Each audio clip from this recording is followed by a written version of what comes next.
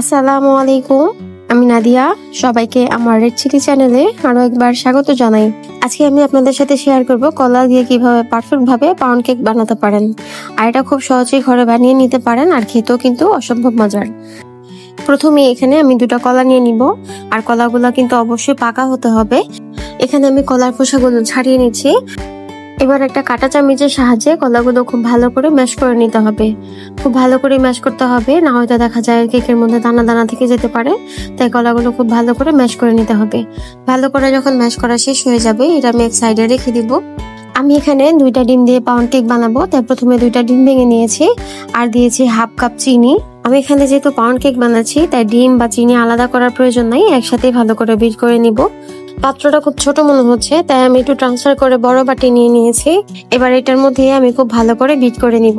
চিনিটা যতক্ষণ ভালো মতো না গলবে আর ফোমি টেক্সচার না আসবে, ততক্ষণ পর্যন্ত এটা ভালো করে বিট করে নিতে হবে। ডিমের এই মিশ্রণটা যতটা পারফেক্ট ভাবে করবেন, যতটা স্মুথ হবে, কেকটাও কিন্তু ততটা পারফেক্ট হবে আর ততটাই ফুলবে। তাই মিশ্রণটা খুব ভালো করে বিট করে নিতে হবে। ভালোভাবে বিট করা শেষ হয়ে গেলে এখানে দিয়ে দিব 1/4 কাপ সয়াবিন তেল, সাথে দিয়ে দিব ম্যাশ করে রাখা কলা। এবার সবগুলো উপকরণ আমি 1 মিনিটের মতো আবারও বিট করে নিব। বিট করা শেষ হয়ে গেলে এই পর্যায়ে এসে আমি শুকনো উপকরণগুলো চেলে নিব। প্রথমে এখানে দিয়েছি 1.5 কাপ ময়দা, 1 চামচ বেকিং পাউডার, হাফ চামচ বেকিং সোডা। সুন্দর একটা ঘ্রাণের জন্য এখানে দিয়েছি এলাচের গুঁড়ো, সামান্য পরিমাণ লবণ। এবার সবগুলো শুকনো উপকরণ আমি চেলে নিব, যাতে কোনো এক্সট্রা বড় দানা না থাকে। দেওয়া শেষ হয়ে গেলে একটা স্প্যাচুলার সাহায্যে খুব ভালো করে মিশিয়ে নিতে হবে।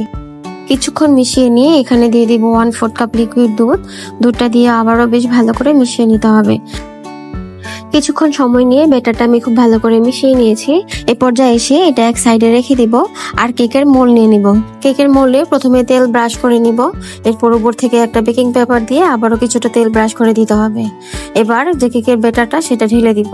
কেকের ব্যাটারটা দেওয়া শেষ হয়ে গেলে কিছুক্ষণ ট্যাপ করে নিতে হবে, যাতে ভিতরে কোনো বাতাস না থাকে। ভিতরে যদি বাতাস থেকে যায়, তাহলে দেখা যায় ভিতর থেকে ছিদ্র ছিদ্র হবে আর কেকটাও কিন্তু পারফেক্ট হবে না। তাই অবশ্যই ট্যাপ করে নিতে হবে। এবার মিডিয়াম আঁচে চুলায় বসিয়ে দিব 1 ঘন্টার জন্য। 1 ঘন্টা পর দেখতেই পাচ্ছেন আমার কেকটা মাশাআল্লাহ কতটা ফুলকো হয়েছে, আর কালারটাও কিন্তু অনেক সুন্দর হয়েছে।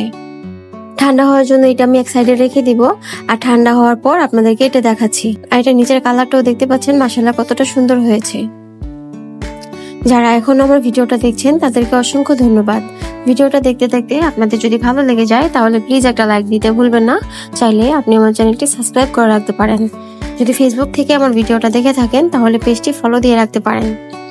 আমার কেকটা কিন্তু অনেকটা স্পঞ্জি হয়েছে, আপনাদেরকে এটা দেখাচ্ছি ভিতরটা কতটা সফট হয়েছে। এভাবে বাসায় আপনারা বানিয়ে ট্রাই করতে পারেন আর কমেন্টে আমাকে জানাতে পারেন। আজ এ পর্যন্তই। সবার সুস্থতা কামনা করে আল্লাহ হাফেজ। আসসালামু আলাইকুম।